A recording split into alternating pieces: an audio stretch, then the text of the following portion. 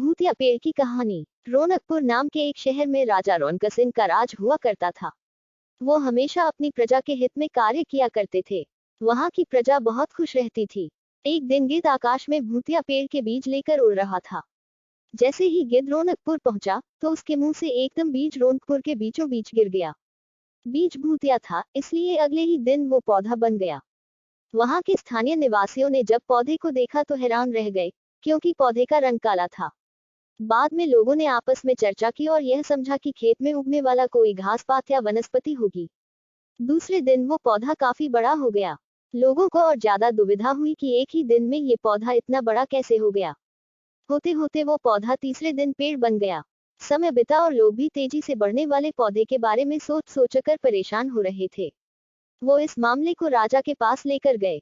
ऐसे जादुई पौधे का पता चलते ही राजा तुरंत उस जगह पर पहुंच गए। राजा को जैसे ही पता चला कि एक काले रंग का पौधा 3 दिन में पेड़ बना है, तो वो भी उस पेड़ को हैरानी से देखने लगे। राजा उस पेड़ के पास चौथे दिन पहुंचे थे और तब तक पेड़ और बड़ा हो चुका था।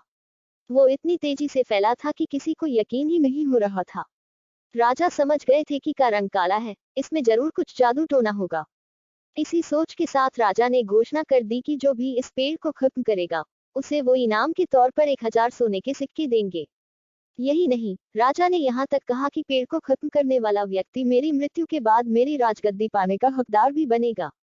इतनी बड़ी घोषणा सुनने के बाद हर कोई पेड़ खत्म करने के लिए अपना दिमाग लगाने लगा। राजा के सारे चतुर मंत्रियों ने भी तरकीब लगाई, लेकिन पेड़ को कोई भी नष्ट नहीं कर पाया। किसी ने पेड़ के आसपास आग लगवाई तो एक मंत्री ने उस भूतिया पेड़ को हाथियों तक से खींचवाया, लेकिन पेड़ को कुछ भी न हुआ। अब लोगों के मन में डर बैठ गया और उन्हें लगा कि पक्का यह ऐसा वैसा नहीं, बल्कि भूतिया पेड़ है। तभी उस गांव के एक समझदार व्यक्ति को राजा की घोषणा का पता लगा। जानकारी मिलते ही वह अपने गुरु के पास भूतिया पेड़ से जुड़े रहस्य को जानने के लिए पहुंच गया। गुरुजी ने अपनी ध्यान की शक्ति को एकत्र करके देखा और उससे पूछा, क्या तुम पेड़ को खत्म करना चाहते हो? समझदार व्यक्ति ने जवाब दिया, हाँ गुरुजी। सब उससे परेशान हैं। गुरुजी ने बताया कि उसे खत्म करने का एक ही तरीका है। इसके लिए तुम्हें उस पेड़ के आसपास नमक डालना होगा। इस तरकीब के बारे में जानते ही वो व्यक्ति तेजी से राजा के पास गया और कहा कि इस पेड़ के आसपास आपको नमक डलवाना होगा। ऐसा करने पर ही यह पेड़ खत्म होगा। राजा ने अपने सैनिकों को ठीक ऐसा ही करने को कहा।